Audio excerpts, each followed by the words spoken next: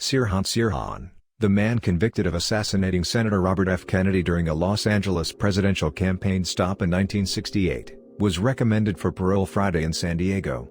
Two commissioners of the California Board of Parole made their recommendation after a review of Sirhan's record while in prison and hearing from two of Kennedy's sons, according to the Associated Press. Here's what we know. It could take months to have a final decision. The commissioner's decision is still subject to further review and, ultimately, final approval by the governor of California. That process could take up to 120 days. Sirhan, 77, was convicted of the murder in 1969 and sentenced to death. In 1972 the California Supreme Court ruled capital punishment to be unconstitutional, and Sirhan was resentenced to life in prison with the possibility of parole. The shooting occurred in the kitchen area of the Ambassador Hotel. Kennedy had just given a victory speech after winning California's Democratic presidential primary and looked likely to win the party's nomination.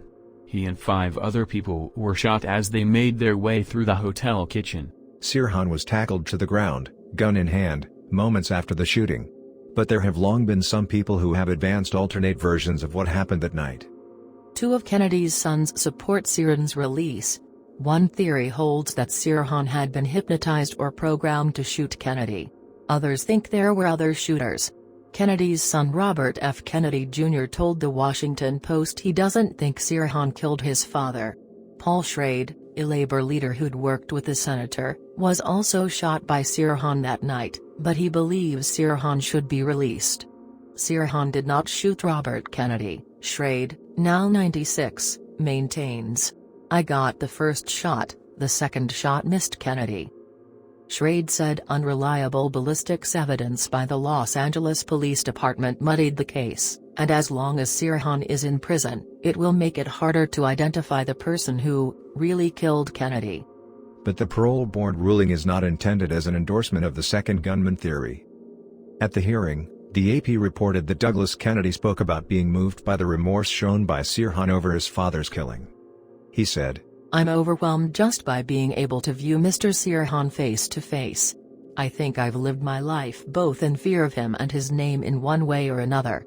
And I am grateful today to see him as a human being worthy of compassion and love." This was his 16th time trying to get parole. Sirhan tried and failed to get parole 15 times earlier, with a last hearing in 2016. But this time around, there was no opposition from the new Los Angeles District Attorney, George Gascon, whose office has a policy of not weighing in against parole. Also working in Sirhan's favor this time were changes to California law in recent years that make it easier for a prisoner to get parole for a crime committed at a young age. Sirhan was 24 when he shot Kennedy. If Sirhan is released, he may face deportation to Jordan. A Palestinian refugee from Israel, he immigrated to the U.S. as a child and never obtained U.S. citizenship.